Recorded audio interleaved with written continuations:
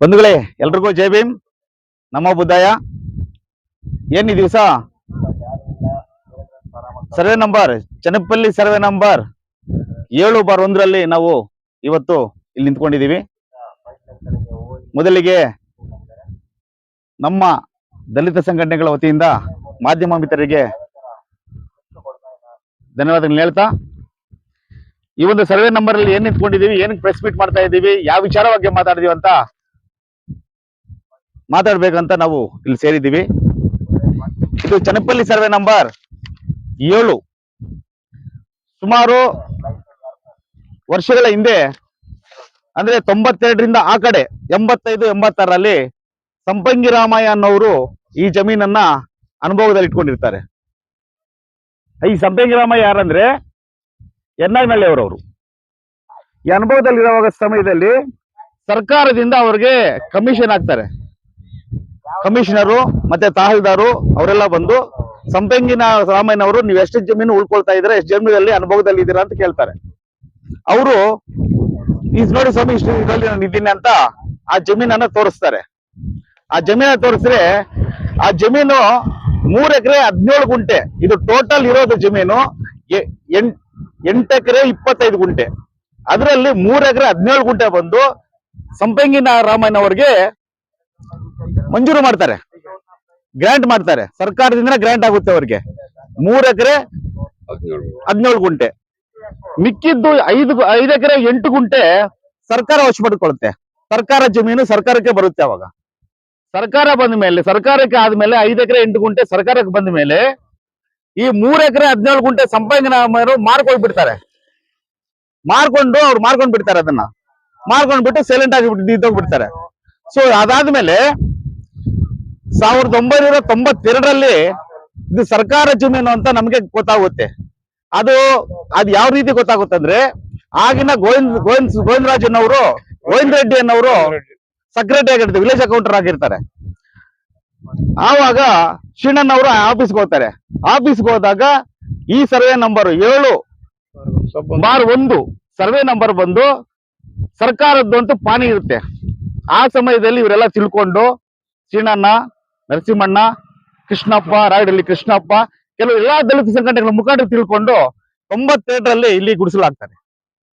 ಈ ಗುಡಿಸಲಾಗದಾಗ ಸುಮಾರು 100-105 ಜನ ಘಟಕಂನಹಳ್ಳಿ ಗ್ರಾಮ ಪಂಚಾಯತಿ ಅವರು ಮತ್ತೆ ಕಂಸೂರು ಗ್ರಾಮ ಪಂಚಾಯತಿ ಅವರು, ಈ ಎಲ್ಲಾ ಊರುಗಳಲ್ಲಿ ಸೇರಿ ಸುಮಾರು 100-105 ಜನ ಗುಡಿಸಲಾಕೊಂಡು ಜೀವನ ಮಾಡಕ್ಕೆ ಪ್ರಾರಂಭ ಮಾಡ್ತಾರೆ. ನಿವೇಶನ ರಹಿತ ಬಡವರು 92ರಿಂದ ಅವರು ಗುಡಿಸಲಾಕೊಂಡು ಸುಮಾರು. ಆಗ ನಮ್ಮ SP ಸಾಹೇಬರು ಬಂದು ಭಾಸ್ಕರ್ ರಾವ್ ಅಂತ, ನಮ್ಮ ತಹಸೀಲ್ದಾರ್ ಅವರು ಬಂದು ಚಿಕ್ಕನರಸಿಂಹಯ್ಯ ಅಂತ, ಬಂಗಾರಪೇಟೆ ತಾಲೂಕು ಅದಿದ್ದು, KF ತಾಲೂಕು ಅಲ್ಲ ಅವಾಗ. ಆ ಸಮಯದಲ್ಲಿ ಅನುಕೂಲ ಮಾಡ್ತಾರೆ. ರೇಣುಕಾ ಸಿದಂಬರಂ ಅಂತ ತಹಸೀಲ್ದಾರ್ ಅವರು ಇರ್ತಾರೆ, DC ಅವರು ಇರ್ತಾರೆ, ಸಾರಿ ಜಿಲ್ಲಾಧಿಕಾರಿ ಆಗಿರ್ತಾರೆ. ಆ ಸಮಯದಲ್ಲಿ ದಲಿತರಿಗೆ ಅನುಕೂಲವಾಗಿ ಇಲ್ಲ 100-150 ಜನ ಗುಡಿಸಲಾಕೊಂಡಿದ್ರೆ ದಲಿತರ ಪರವಾಗಿ ನಿಂತ್ಕೊಳ್ತಾರೆ. ಸರ್ಕಾರ ನಿಂತ್ಕೊಳ್ಳುತ್ತೆ, ಯಾರು ಅಬ್ಜೆಕ್ಷನ್ ಮಾಡಲ್ಲ, ಯಾರು ತೊಂದರೆ ಮಾಡಲ್ಲ. ಗುಡಿಸಲಾಗಿದ್ದಾಗ ಕೆಲವು ದಿನಗಳು, ಸುಮಾರು ವರ್ಷಗಳ 1 ವರ್ಷ ಕಾಲ ಇಲ್ಲಿ DRN ಇತ್ತು. ಏನಾದ್ರು ಬೇರೆಯವರು ಬಂದು ತೊಂದರೆ ಮಾಡ್ತಾರಾ, ಸರ್ಕಾರದ ಬೇರೆಯವರು ಬಂದು ಯಾರಾದ್ರೂ ಗುಡಿಸಲಾಗಳಿಗೆ ತೊಂದರೆ ಮಾಡ್ತಾರಂತ DRO ಇಲ್ಲಿ ನಮ್ಗೆ ಪ್ರೊಟೆಕ್ಷನ್ ಕೊಟ್ಟು 1 ವರ್ಷ ಹಂಗೆ ಮುಂದುವರಿಸ್ತು. ಸರ್ಕಾರ ಗುಡಿಸಲಾಕೊಂಡು ಬದುಕೊಳ್ಳಿ ಬಡವರು ಅಂತ ಬಿಟ್ಕೊಡ್ತು. ಸೊ ಅದಾದ್ಮೇಲೆ ಸುಮಾರು ವರ್ಷಗಳು ನೋಡಿ, ಅಲ್ಲೊಂದು ಗುಡಿಸಿದೆ ನೋಡಿ, 92ರಲ್ಲಿ ಆಗಿರೋ ಒಂದು ಗುಡಿಸಲು. ಅದು ಕೆಲವರು ಗುಡಿಸಲಾಕೊಂಡಿರ ಮೂಲಭೂತ ಸೌಕರ್ಯ ಇಲ್ಲ ಅವಾಗ. ಆ ಟೈಮಲ್ಲಿ ಕರೆಂಟ್ ಇಲ್ಲ, ನೀರಿನ ವ್ಯವಸ್ಥೆ ಇಲ್ಲ, ದಾರಿಗಳಿಲ್ಲ, ರಸ್ತೆಗಳು ಏನೂ ಇಲ್ಲ. ಇಲ್ಲಿ ಬರೀ ಕಾಡಿದ್ದಂಗಿತ್ತು. ಮೂಲಭೂತ ಸೌಕರ್ಯಗಳು ಇಲ್ಲ ಅಂತ ಹೇಳ್ಬಿಟ್ಟು ಕೆಲವರು ವಲಸೆ ಹೋದ್ರು, ಕೆಲವರು ಇಲ್ಲೇ ಉಳ್ಕೊಂಡ್ರು. ಸೊ ಇದಾದ್ಮೇಲೆ ಈಗ ನಡ್ಕೊಂಡ್ ಬರ್ತಾ ಇದ್ದಾಗಿದೆ, ಕೆಲವರು ಈ ಜಾಗವನ್ನ ಒತ್ತುವರಿ ಮಾಡ್ಕೊಂಡ್ರು. ಭೂ ಮಾಲೀಕರು ಕೆಲವರು ಒತ್ತುವರಿ ಮಾಡ್ಕೊಂಡಾಗ ನಾವು ಸಂಘಟನೆಯವರೆಲ್ಲ ಸೇರಿ ಸರ್ವೇಗಾಗಿದ್ವಿ. ಸರ್ವೇಗಾಗಿದ್ರೆ ಆಗ ನಮ್ಮ ಸುಜಾತಾ ಮೇಡಮ್ನವ್ರು ಇದ್ರು, ತಹಸೀಲ್ದಾರ್ ಅವರು ಸುಜಾತಾ ಮೇಡಮ್ನವ್ರು ಇದ್ರು. ಸರ್ವೆ ಮಾಡಿ ಒತ್ತುವರಿನ ತೆರವುಗೊಳಿಸಿದ್ರು. ಈಗಲೂ ಕೆಲವು ಒತ್ತುವರಿ ಮಾಡ್ಕೊಂಡೆ 15 ಗುಂಟೆ ಅವ್ರು ಉಳ್ಕೊಂಡಿದೆ, ಅದನ್ನ ಸರ್ವೆ ಮಾಡೋಣ, ತೆರವುಗೊಳಿಸೋಣ. ಸೊ ಇದಾದ್ಮೇಲೆ 2019ರಲ್ಲಿ ಈ ಯರ್ನಾನಹಳ್ಳಿ ಗ್ರಾಮದ ನಾರಾಯಣಪ್ಪ ಅನ್ನೋರು ಬೆಮ್ಮಲ್ ಎಂಪ್ಲಾಯ್ ಅವರು. ಆ ಬೆಮ್ಮಲ್ ಎಂಪ್ಲಾಯ್ ಏನ್ ಮಾಡ್ತಾರೆ, ಈ ಯರ್ನಾನಹಳ್ಳಿ ದೇವಸ್ಥಾನದ ಕನ್ವೀನರ್ ಆಗ್ತಾರೆ. ಸೊ ಆ ಸಮಯದಲ್ಲಿ ಅವರು ಆಗಿದ್ರು ಆಗಿಲ್ಲ ನಮಗ್ ಗೊತ್ತಿಲ್ಲ, ಬಟ್ ಅವ್ರೇನ್ ಮಾಡ್ತಾರೆ, ಕೆಲಸ ಮಾಡ್ತಾ ಇರ್ತಾರೆ. ಇಲ್ಲಿ ಕೆಲವರಿಗೆ ಬೆದರಿಕೆ ಆಗ್ತಾರೆ. ಏನಂತ, ಇದು ನಮ್ಗ್ ಸೇರಿದ್ದು, ನಮ್ಮ ಊರಿಗೆ ಸೇರಿದ್ದು ಅಂತ ಹೇಳ್ಬಿಟ್ಟು ಇಲ್ಲ ಬಡವರಿಗೆಲ್ಲ ಧಮಕಿ ಹಾಕ್ತಾರೆ, ಕೆಲವ್ರು ಇಲ್ಲಿಂದ ಓಡಿಸ್ತಾರೆ ಕಂಪ್ಲೇಂಟ್ ಕೊಡಿಸಿ.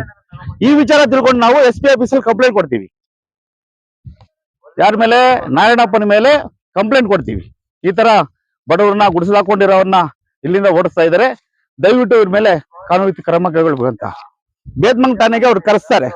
ಬೇದ್ಮಂಗ್ಲ ಠಾಣೆಗೆ ಅವ್ರನ್ನ ನಾರಾಯಣಪ್ಪನ ಕರೆಸಿ ವಾರ್ನಿಂಗ್ ಮಾಡ್ತಾರೆ, ಇದು ಸರ್ಕಾರ ಜಮೀನು, ಬಡವರು ಗುಡಿಸಲಾಕೊಂಡಿದ್ದಾರೆ, ನೀವು ತೊಂದರೆ ಮಾಡಬಾರ್ದು ಅಂತ.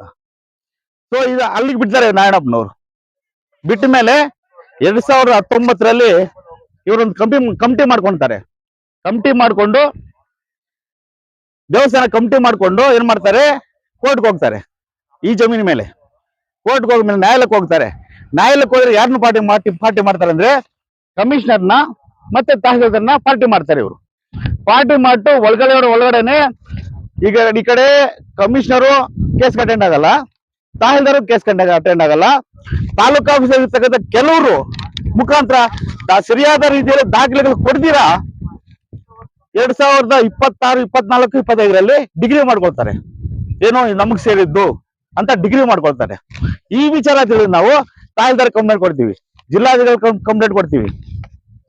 ಇವರಿಗೆಲ್ಲ ಕೊಟ್ಟಾದ್ಮೇಲೆ ಈಗ ಕೇಸಲ್ಲಿದೆ. ಈ ತರ ನಾರಾಯಣಪ್ಪನವರೇ ಈ ಜಮೀನನ್ನ ಲಪ್ಟಾಯಿಸ್ಬೇಕು, ಈ ಜಮೀನನ್ನ ಅವರ ಪಡ್ಕೋಬೇಕು, ಪಡ್ಕೊಂಡು ಇಲ್ಲೇನೋ ಕಮರ್ಷಿಯಲ್ ಮಾಡ್ಬೇಕು ಅಂತ ಕಮರ್ಷಿಯಲ್ ರೀತಿಯಲ್ಲಿ ನಾರಾಯಣಪ್ಪನವರೇ ಉದ್ದೇಶಪೂರ್ವಕವಾಗಿ ಸುಳ್ಳು ದಾಖಲೆಯನ್ನು ಸೃಷ್ಟಿ ಮಾಡಿಕೊಂಡು ಈ ಒಂದು ಜಾಗವನ್ನ ಲಪ್ಟಾಯಿಸ್ಬೇಕು ಅಂತ ಮಾಡ್ತಾ ಇದ್ದಾರೆ. ಈಗಿರುವಾಗ ಈ ಒಂದು ಜಾಗಕ್ಕೆ ನಮ್ಮ ದಲಿತ ಸಂಘಟನೆಗಳ ನಾಯಕರುಗಳಾದಂತ ಮೋಹನ್ ರಾಜ್ ಅವರು ಬಂದಿದ್ದಾರೆ, ಮೂ ತಿಮ್ಮಯ್ಯವರು ಬಂದಿದ್ದಾರೆ, ಮಾವಳ್ಳಿ ಶಂಕರ್ಜಿ ಅವರು ಬಂದಿದ್ದಾರೆ, ನಮ್ಮ ಎನ್ ವೆಂಕಟೇಶನ್ ಅವರು ಬಂದಿದ್ದಾರೆ. ಬಡವರು ಪರವಾಗಿ ಎಲ್ಲರೂ ಬಂದು ಹೋರಾಟ ಮಾಡ್ತಾ ಇದ್ರೆ ಈ ನಾರಾಯಣಪ್ಪನ ವ್ಯಕ್ತಿ ಈ ಜಮೀನನ್ನ ಲಪಡಾಯಿಸ್ಬೇಕು ಅಂತ ನೋಡ್ತಾ ಇದ್ದಾರೆ. ನಾವು ಸರ್ಕಾರದಲ್ಲಿ ಒಂದು ಮನವಿ ಮಾಡ್ತಾ ಇದೀವಿ, ಈ ವಿಚಾರ ಎಲ್ರಿಗೂ ಗೊತ್ತಾಗಬೇಕು. ಈ ಒಂದು ಜಮೀನು ಬಂದು ಈ ಜಮೀನು ಚನ್ನಪಲ್ಲಿ ಸರ್ವೆ ನಂಬರು ಎಂನಲ್ಲಿ ಬರಲ್ಲ. ಇದು ಸುಮ್ಮನೆ ಯಾವುದೋ ಒಂದು ನೆಪ ಒಡ್ಡಿ ಯಾವುದೋ ಒಂದು ಸುಳ್ಳು ಡಾಕ್ಯುಮೆಂಟ್ ಸೃಷ್ಟಿ ಮಾಡಿಕೊಂಡು ಇವರು ಈ ಜಮೀನನ್ನ ಲಪಟಾಯಿಸ್ಬೇಕು ಅಂದ್ರೆ ಉದ್ದೇಶ. ಹೀಗಿರುವಾಗ ಮಾನ್ಯ ತಹಸೀಲ್ದಾರರಲ್ಲಿ ಒಂದು ಮನವಿ ನಮ್ಗೆ, ಈಗಿನ ಜನಪ್ರಿಯ ಶಾಸಕರು ನಮ್ಮ KF ತಾಲೂಕಿನ ಡಾಕ್ಟರ್ ರೂಪಕಲಾ ಶ್ರೀಧರ್ ಮೇಡಮ್ನವರು ಅಲ್ಲಿ ಒಂದ್ ಜಾಗದಲ್ಲಿ ದೇವಸ್ಥಾನ ಕಟ್ಟಿಸ್ತಾ ಇದ್ದಾರೆ. ನಮ್ಮ KF ಅಲ್ಲಿ ವೆಂಕಟಸ್ವಾಮಿ ದೇವಸ್ಥಾನ ಗಾಳಿಗೋಪುರ ಕಟ್ಟಿಸ್ತಾ ಇದ್ದಾರೆ. ಇನ್ನೊಂದು ಜಾಗದಲ್ಲಿ ಇನ್ನೊಂದು ಕಟ್ಟಿಸ್ತಾ ಇದ್ದಾರೆ. ಅಭಿವೃದ್ಧಿ ಕೆಲಸಗಳಲ್ಲಿ ಮುಂಚೂಣಿಯಲ್ಲಿ ಇರತಕ್ಕಂತ ನಮ್ಮ ರೂಪಕಲಾ ಶ್ರೀಧರ್ ಮೇಡಮ್ನವರು ದಯವಿಟ್ಟು ಹೇಳ್ತಾ ಇದ್ದೀನಿ, ಈ ಒಂದು ಸನಪಲ್ಲಿ ಸರ್ವೆ ನಂಬರ್ನ ಗಮನಿಸಿ ನಿವೇಶನ ರಹಿತ ಬಡವರಿಗೆ ನಿವೇಶನ ಮಂಜೂರು ಮಾಡಿಕೊಡ್ಬೇಕು ಅವರ ಅವಧಿಯಲ್ಲಿ. ಯಾಕಂದ್ರೆ ಅವರು ಪ್ರತಿಯೊಂದು ಈ KS ತಾಲೂಕಲ್ಲಿ ಪ್ರತಿಯೊಂದು ಕೆಲಸಗಳಲ್ಲಿ ಮುಂಚೂಣಿಯಲ್ಲಿ ಇದ್ದಾರೆ. ಇಡೀ ನಮ್ಮ ಕೋಲಾರ ಜಿಲ್ಲೆಯಲ್ಲಿ KS ತಾಲೂಕೆ ಕೆಲಸಗಳಲ್ಲಿ ಅಭಿವೃದ್ಧಿಗಳಲ್ಲಿ ಮುಂಚೂಣಿಯಲ್ಲಿ ಇರೋದು.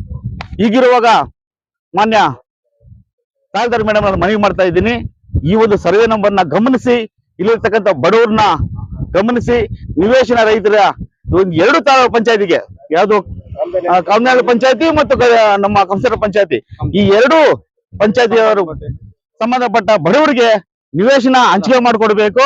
ಈ ಒಂದು ಸುಳ್ಳು ದಾಖಲೆಗಳನ್ನ ಸೃಷ್ಟಿ ಮಾಡ್ತಕ್ಕಂಥ ಈ ನಾರಾಯಣಪ್ಪನವ್ರ ಮೇಲೆ ಕಾನೂನು ಕ್ರಮ ಕೈಗೊಳ್ಳಬೇಕು. ಆ ಸುಳ್ಳು ದಾಖಲೆಯನ್ನ ರದ್ದುಪಡಿಸಿ ಈ ಒಂದು ಬಡವರಿಗೆ ಅನುಕೂಲ ಮಾಡಿಕೊಡ್ಬೇಕಂತ ನಾವು ಈ ಮಾಧ್ಯಮದ ಮುಖಾಂತರ ಈ ಒಂದು ತಮ್ಮೆಲ್ಲರ ಮುಖಾಂತರ ಮೇಡಮ್ ನವ್ರಿಗೆ ಮನವಿ ಮಾಡ್ತಾ ಇದ್ದೀವಿ. ಇನ್ನ ನಮ್ಮ ಶ್ರೀನಾಥ್ ಅವರು ಮಾತಾಡ್ತಾರೆ, ದಯವಿಟ್ಟು. ನಾರಾಯಣಪ್ಪನ ಬಂದ್ಬಿಟ್ಟು ಒಂದು ಮಾತು ಹೇಳಿದ್ರು, ಶ್ರೀನಿವಾಸ್ ಅಂತ ಚೆನ್ನಪ್ಪಲ್ಲಿ ನಮ್ದು. ಸುಮಾರು ವರ್ಷಗಳಿಂದ 30-35 ವರ್ಷದಿಂದ ನಾವು ಈ ಜಮೀನು ಬಗ್ಗೆ ತಿಳ್ಕೊಬೇಕಂದ್ರೆ ಈ ವಿಷಯ ಯಾರಿಗೂ ವಿಷ ಮುಟ್ಟಿಸಿಲ್ಲ. ಯಾವ್ರೂ ಯರ್ನಾಗನಹಳ್ಳಿ ಪ್ರಧಾನಿ ಗೋವಿಂದಪ್ಪ ಮಂಡಲ್ ಪೀರಿಯಡಲ್ಲಿ ಪ್ರಧಾನಿ ಗೋವಿಂದಪ್ಪ ಅನ್ನೋರು ಗೋವಿಂದ ರೆಡ್ಡಿ ಸೆಕ್ರೆಟರಿ ಹತ್ರ ಹೋಗಿ ಏನೋ ಮಾತಾಡ್ಕೊಂಡು ಬರ್ಬೇಕಂತ ಹೋಗಿದ್ರು. ಮತ್ತೆ ಮಾತಾಡ್ಕೊಂಡು ಕೆಳಕ್ಕೆ ಇಳಿಯೋವಾಗ ನಾನು ಮೇಲಕ್ಕೆ ಹೋದೆ. ಏನು ಶ್ರೀನಿವಾಸ್ ಯಾಡಪ್ಪ ತಗೊಂಡವು ಅಂತಂದೆ. ಸರ್ ಗೋವಿಂದ ರೆಡ್ಡಿ ಅವ್ರು ಉಂಡಾರ ಗೋವಿಂದನ ಅಂತಂದೆ. ಇದರ ಈ ಪಾನಿ ಬುಕ್ ಹಿಂಗೆ ಓಪನ್ ಮಾಡಿ ಅಡಗಿರೋದು ಹಂಗೆ ಇದೆ. ನಾನು ಹೋಗಿ ತಕ್ಷಣ ಮೇಲೆ ಸರ್ ನಮಸ್ಕಾರ ಅಂದೆ. ಓ ಸೀನಪ್ಪ ರಪ್ಪ ಅಂತೆ. ಇವರು ಗೋವಿಂದ ರೆಡ್ಡಿ ಅವರು ಪಾನಿ ಬುಕ್ ನೋಡಿದೆ.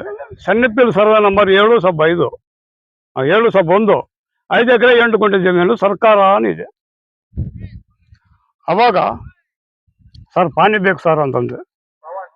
ಮುಚ್ಚಿಬಿಟ್ಟ ಬುಕ್ನ ಮುಚ್ಚಿಬಿಟ್ಟು ಸುಮಾರು ಗೋವಿಂದ ರೆಡ್ಡಿಗೆ ನನಗೂ 1.5 ಗಂಟೆ ಆರ್ಗ್ಯುಮೆಂಟು. ಪಾನಿ ಬೇಕು ಬಂದ್ಬಿಟ್ಟು ನಾನು, ನರಸಿಂಹ, ಕೃಷ್ಣ, ರಂಗನಾಥ ಇವರೆಲ್ಲ ಸೇರಿಕೊಂಡು ನಮ್ಮ DSSನವರೆಲ್ಲ ಒಂದು ಜಾಗದಲ್ಲಿ ಕೂತ್ಕೊಂಡು ಶುಕ್ರವಾರ ದಿನ ಮಾತಾಡಿ ಶನಿವಾರ ದಿನ ನೈಟು ಇಲ್ಲಿ 92ನೇ ಇಸ್ವಿಯಲ್ಲಿ ಗುಡಿಸ್ಕಲ್ ಹಾಕೋಕ್ಕೆ ಪ್ರಯತ್ನ ಮಾಡಿದ್ವಿ. ಶನಿವಾರ ದಿನ ಗುಡಿಸ್ಕಲ್ ಹಾಕಿದ್ದು. ಮತ್ತೆ ಭಾನುವಾರ ಫುಲ್ಲು ಈ ಫೀಲ್ಡ್ ಎಲ್ಲ ಫಿಲಪ್ ಆಗಿತ್ತು. ಸುಮಾರು ಅಂದರೆ 100-150 ಗುಡಿಸ್ಗಳಿತ್ತು. ಒಂದು ಒಗ್ಗಟ್ಟು ಸೇರಿಕೊಂಡು ಬಂಗಾರಪೇಟೆ ತಹಸೀಲ್ದಾರ್ ಹತ್ರ ಹೋಗುದು, ಚಿಕ್ಕನರಸಿಂಹಯ್ಯ ಹತ್ರ ಹೋದ್ರು. ಹೋಗಿ ಅಲ್ಲಿಂದ ಅವ್ರನ್ನ ಕರ್ಕೊಂಡ್ಬಂದು ನಮ್ಮನ್ನು ಕೇಳೋಕ್ಕೆ ಬಿಟ್ಟರು. ಅವರು ನನ್ನ ಬಂದು ಕೇಳಿದ್ರು, ಯಾರಪ್ಪ ನಿನ್ಗೆ ಪಾನಿ ಕೊಟ್ಟಿದ್ದು? ಸರ್ ಸರ್ಕಾರದು ಗೋವಿಂದ ರೆಡ್ಡಿ ಅವರು ನನಗೆ ಪಾನಿ ಕೊಟ್ಟರು ಅಂತಂದೆ. ಅಲ್ಲಪ್ಪ ಯಾರು ಪರ್ಮಿಷನ್ ಕೊಟ್ಟರು ಅಂತ. ಪರ್ಮಿಷನ್ ಯಾರು ಬೇಕಾಗಿಲ್ಲ ಸರ್, ಸರ್ಕಾರದಿಂದ ಯಾರು ಸರ್ ಪರ್ಮಿಷನ್ ಕೊಡ್ತಾರೆ, ನೀವೇ ಹೇಳಿ ಸರ್ ಅಂತಂದೆ. ಇಲ್ಲಪ್ಪ 1.5 ಗಂಟೆ ಟೈಮ್ ಕೊಡ್ತೀನಿ, ತೆಗೆದ್ಬಿಟ್ಟು ಲಿಸ್ಟ್ ಕೊಡ್ರಿ. ಸರ್ಕಾರದಲ್ಲಿ ನಮಗೂ ಕನ್ಫರ್ಮ್ ಆಯ್ತು, ಲಿಸ್ಟ್ ಕೊಡ್ರಿ. ನಾವು ಒಪ್ಪಿಲ್ಲ. ತಕ್ಷಣ ನಮ್ಮ ಸ್ಟೇಟ್ ಲೀಡರ್ಗೆ ಗೊತ್ತಾಯ್ತು, ತಿಮ್ಮಯ್ಯನವ್ರಿಗೆ. ಅವರು ಅಲ್ಲಿಂದ SP ಗೆ ಫೋನ್ ಮಾಡಿ, ನೋಡಿ ನಮ್ಮ ಬಡವರು ಅಲ್ಲಿ ಗುಡಿಸ್ಗಳು ಹಾಕೊಂಡಿದ್ದಾರೆ, ಅಲ್ಲಿ ಫಸ್ಟ್ ಅದು ಏನೋ ಒಂದು ಇದು ಮಾಡ್ರಿ, ಏನೋ ಗಲಾಟೆ ಆಗದಿರೋ ಸ್ವಲ್ಪ ನೋಡ್ಕೋಬೇಕಂತ ಹೇಳ್ಬೇಕು. SP ಚಿಕ್ಕನರಸಿಂಹಯ್ಯ ತಹಸೀಲ್ದಾರ್ ಅವರಿಗೆ ಫೋನ್ ಮಾಡಿದ್ರು. ವೈರ್ಲೆಸ್ ಮೆಸೇಜ್ ಬಂದ ತಕ್ಷಣ ನಾನು ಕರೆದ್ರು.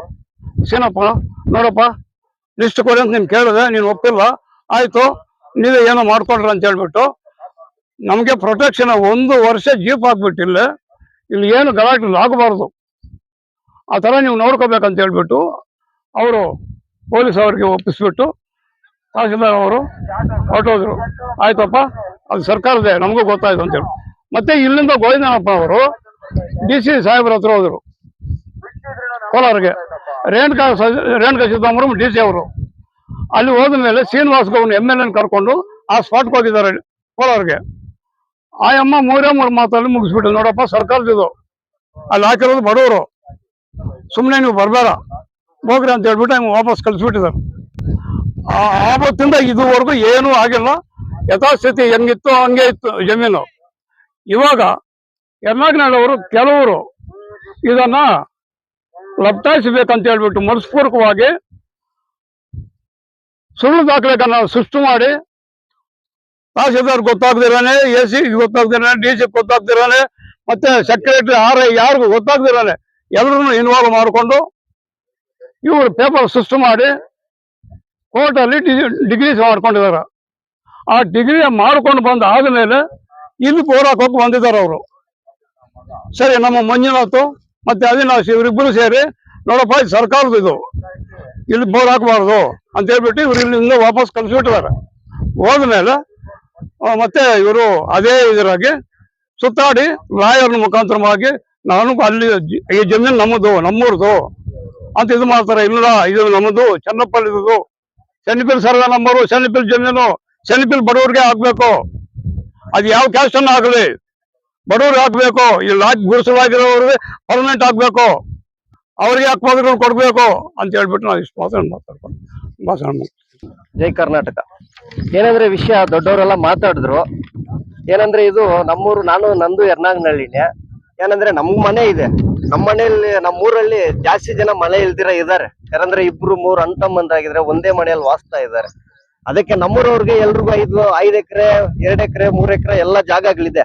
ಈ ಗೌರ್ಮೆಂಟ್ ಜಾಗನ ಲೂಟಿ ಮಾಡ್ಬೇಕು, ಇದೇನೋ ಕಮರ್ಷಿಯಲ್ ಮಾಡ್ಕೊಂಡು ದುಡ್ಡು ತಿನ್ಬಿಡೋಣ, ಇನ್ನೊಂದು 10 ವರ್ಷ ಡಿಗ್ರಿ ಮಾಡ್ಕೊಂಡು ಇನ್ನೊಂದು 10 ವರ್ಷದಲ್ಲಿ ತಿನ್ಬಿಡೋಣ ಅಂತ ಪ್ಲಾನ್ ಮಾಡಿದ್ದಾರೆ. ಅದಕ್ಕೆ ನಾವು ದಲಿತ ಸಂಘ ಸಮಿತಿ ಎಲ್ಲರೂ ಸೇರಿ, ಎಲ್ಲಾ ಸಂಘಟನೆಯವರು ಸೇರಿ ಇದನ್ನ ಬಡವರಿಗೆ ಉಳಿಸ್ಬೇಕು ಅಂತ ನಾವು ಹೋರಾಟ ಮಾಡ್ತಾ ಇದೀವಿ. ಕೋರ್ಟ್ ಆದ್ರೂ ಸರಿ, ಯಾವ್ದು ತಹಸೀಲ್ದಾರ್ ಹತ್ರನು ಮೀಟ್ ಮಾಡಿದೀವಿ, ಎಲ್ಲರೂ ಮೀಟ್ ಮಾಡಿ ಸರ್ಕಾರಕ್ಕೆ ನಾವು ಉಳಿಸ್ಬಿಟ್ಟು ಬಡವ್ರಿಗೆ ಉಳಿಸ್ಬೇಕು ಅಂತ ನಾವು ಹೋರಾಟ ಮಾಡ್ತಾ ಇದೀವಿ. ನೋಡೋಣ ಇನ್ನು ಮುಂಚೆ ಏನಾಗತ್ತೆ ಅಂತ ತಿಳ್ಕ ಮೇಲೆ ನೋಡ್ಬೇಕು.